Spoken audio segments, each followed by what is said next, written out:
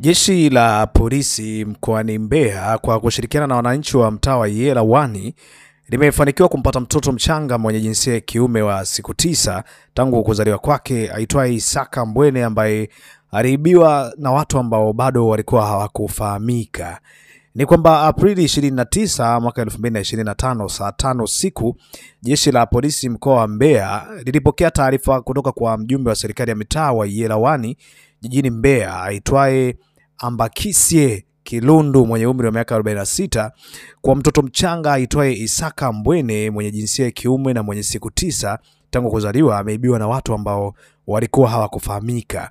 Mama mzazi huyo aitwaye Neema Mkunya mwenye umri wa miaka 22 mkazi wa Yelawani alieleza kuwa akiwa nyumbani kwake siku ya tarehe 29 Aprili 2025 majira saa 12 jioni alitembelewa na mgeni Rukia Mohamed mwenye umri wa miaka 27 mkazi wa Yela ambaye ni dada yake aliyempokea hapa mjini Mbeya, na wakati akimsindikiza alimwacha mtoto wake peke yake akiwa anarudishia mlango, lakini aliporudi nyumbani alimkuta mume wake aitwaye Mbwene Adam mwenye umri wa miaka 25 mkazi wa Yela akiwa amerudi, lakini mtoto hakuwepo ndani.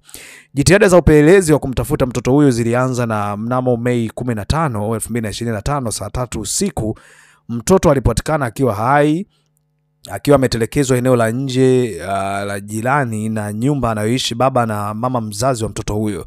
Jeshi la polisi mkoa wa Mbeya linaendelea na upelelezi wa kutafuta watu waliohusika na tukio hili kwa hatua zaidi za kisheria bana. Sasa hii ni moja ya story ambayo imeongelewa kwa kiwango kikubwa kwa sababu ni moja ya matukio ambayo yanagusa hisia za watu wengi.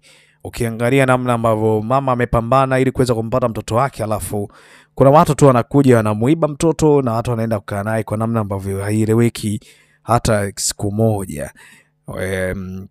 Hii ni taarifa ambayo imetoka na polisi, na polisi wametoa taarifa rasmi ya kwamba mpatikana mpaka hivi sasa na hatua stahiki zitafuatwa watakapokamatwa watu. Tujifunze kufuata sheria bila kuwa na shuruti yoyote ambayo inaweza kutukumba hapo mbeleni. Hiyo ni taarifa kutoka kule jijini Mbeya inayomhusu mtoto ambaye alikuwa ameibiwa kuweza kupatikana. Sasa imagine mtoto wa siku 9 anawekwa mbali na mzazi wake kwa hizo siku. Cha kushukuru lakini mtoto amepatikana salama, na naamini hatua stahiki zitapatikana na wao watu waliofanya kwa kitu watatiwa nguvuni ili wakafundishwa kwamba sheria inatakiwa kufuatwa kwa namna moja mbili ama namna fulani bana.